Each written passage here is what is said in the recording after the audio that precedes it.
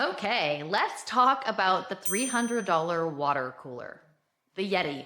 When it comes to influence, to studying marketing and what works, I love this case study because in marketing, in business, in sales, branding, we focus on this concept too much, I believe, of being different, unique. Newsflash, the water cooler was not different. It was not unique, and it was not a sexy product.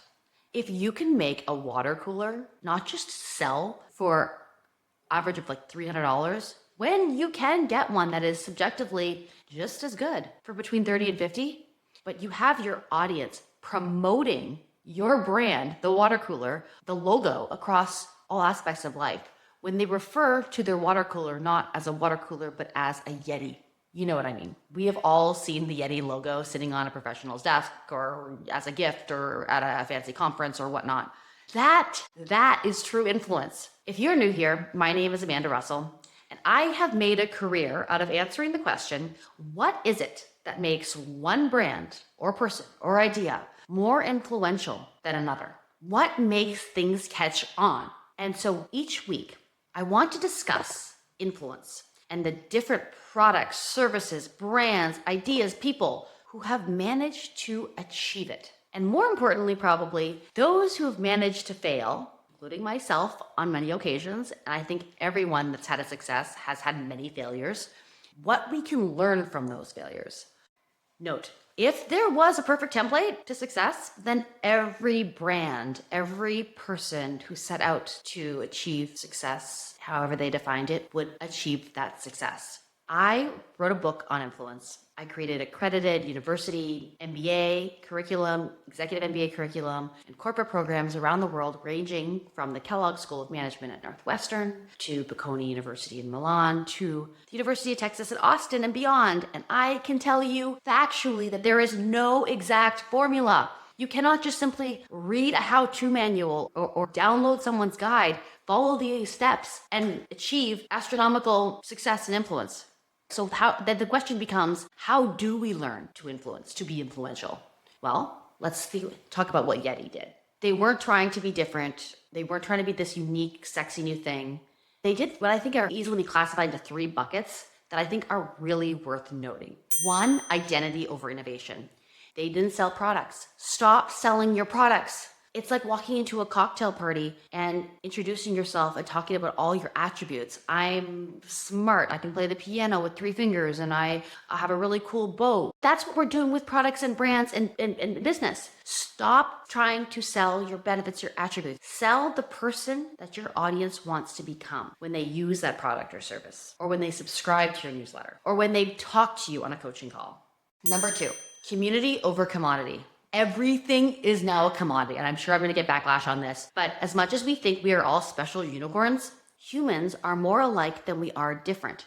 Stop striving for trying to find the differentiation. When you buy a Yeti, you're not buying a different product, because you can get that same product for like $30 to $50 for the actual benefits use of it.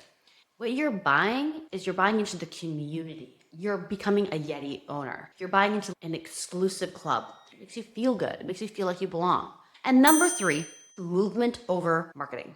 Notice that I mentioned that Yeti owners, they become like walking billboards for the brand.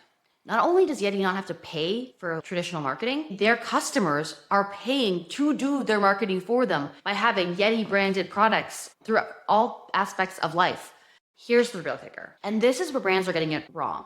Yeti never stood out by trying to stand out from the crowd. They literally became the crowd you want to stand in. So this idea of influence and how we become the center of influence, think of it like a river, right? A river flows in one direction. And so much of traditional marketing and advertising is toting your products, services, and benefits and talking about how you're the greatest person in the room, why you need my products because they have 17 different benefits and attributes. But that is really like trying to push yourself against the way the river is going. You're trying to interrupt somebody's normal day, their thought process, and push your agenda. What Yeti did and what we can take away is they became the direction the river is flowing. And that takes an understanding of your audience. Understanding of what are the forces that will not just give you the attention, but also the trust, the influence. Attention does not equal influence. To influence, we need to do more than just grab attention. We have to do more than persuasion. Influence is not persuasion. It's understanding those real forces, the real levers that are going to influence people, products, decisions in the direction that meet your goals. Influence equals not just attention, attention plus trust. What is trust? And immediately people say things like credibility and a degree. And at the end of the day, yes, all those things can factor into trust, but benevolence, the belief that someone or something has your best interest at heart, will always trump all of the rational factors. It's why you would trust your mom's opinion or your grandfather's opinion on whether you should take this medication after the doctor, who has all the experience and credibility, has prescribed it. It's the way we operate. We make decisions emotionally and we justify them rationally. So if you like this video, this is actually one of my very first videos I've done on marketing on YouTube since I started doing YouTube videos over 15 years ago in the fitness space. I would love your feedback. I read all of the comments, the good, the bad, the ugly. I've got a pretty thick skin from my YouTube days, and I respond to all of them. And I've started a free bi-monthly newsletter, a new 5-minute little YouTube show here, sharing a lot of the case studies that I've worked on, the businesses that I've built and sold, and the work that I've done over the years. And I wanted to create a place outside of an academic house in bite-sized chunks that you can just on the fly take from it and become an expert, or just have really great anecdotes in your dinner conversation. Thank you so much for tuning in. Please, if you could like this video, subscribe, leave a comment below, sign up for my newsletter, all of these things. And if you really like it, it would mean so much if you could share it with someone in your life who you think might find it interesting. Thanks so much, guys.